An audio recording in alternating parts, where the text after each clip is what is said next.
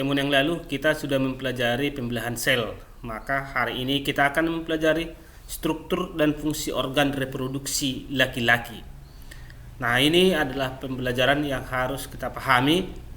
Tidak ada hal-hal lain tetapi untuk pembelajaran. Mari kita ikuti. Struktur dan fungsi organ reproduksi laki-laki. Ada organ reproduksi dan ada nanti yang dikatakan dengan spermatogenesis. Kita lihat gambarnya. Yang berwarna ini adalah organ-organ yang sangat vital. Nah, di sini organ reproduksi laki-laki ada dua, yaitu organ bagian dalam dan organ bagian luar. Nah, sekarang kita masuki organ bagian luar. Organ bagian luar berkulit yang kita lihat di sini adalah namanya penis atau saluran urin dan sperma. Ingat, tidak pernah sama urin dan sperma keluar, ya. Nah, ini penis, ini bagian luar ini kita katakan penis. Lalu di bawah penis ini ada seperti kantong. Nah, kulitnya yang seperti kantong ini dikatakan skrotum. Ya, dikatakan skrotum. Skrotum ini berfungsi untuk menjaga suhu yang ada di dalamnya ini. Ya, menjaga suhu. Yang di dalam ini kita katakan nanti testis, tapi kita pelajari bagian luar. Nah, sekarang bagian dalam. Organ bagian dalam tadi skrotum, di dalamnya adalah testis. Nah, di dalam testis ini di sini terjadi pembentukan atau memproduksi sel sperma dan hormon testosteron, ya. Sperma dan hormon testosteron. Nah, sel sperma itu mempunyai kepala, badan, dan ekor. Fungsinya apa? Berfungsi untuk membuahi sel telur yang menghasilkan gamet dan berkembang menjadi janin. Nah, setelah itu terjadilah manusia, ya. Hormon testosteron senyawa yang dapat merangsang perubahan fisik pada laki-laki. Nah, bayi dengan anak remaja yang laki-laki pasti ada perubahannya.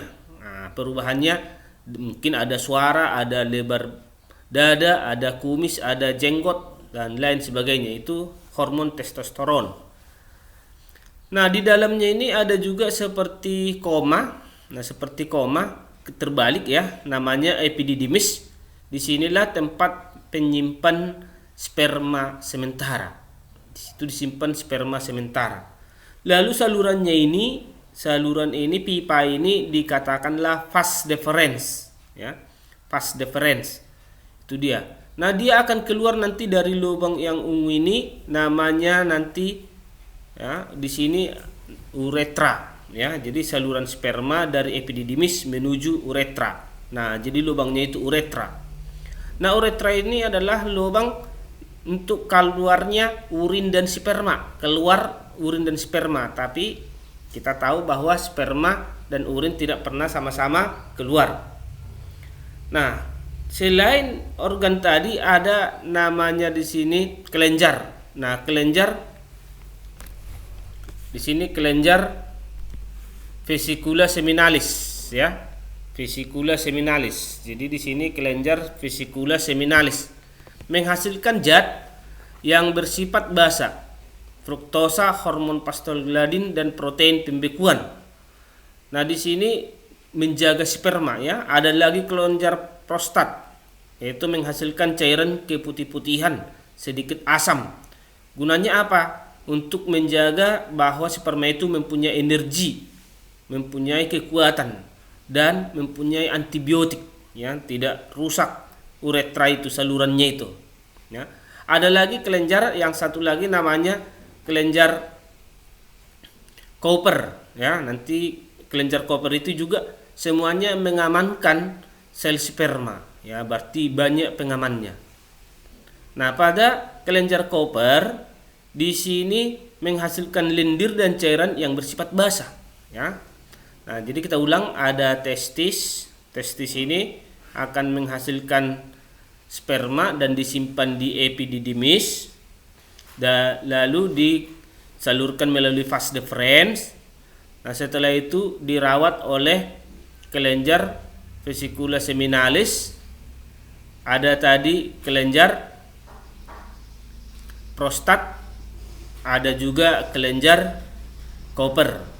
Nah, itulah yang dimaksud dengan sistem reproduksi pada laki-laki. Nah, spermatogenesis. Spermatogenesis ini kemarin kita sudah mempelajari bahwa ada pembelahan sel. Nah, pembelahan sel terjadi pada spermatogenesis. Pembelahan yang dimaksud di situ nanti akan kita lihat.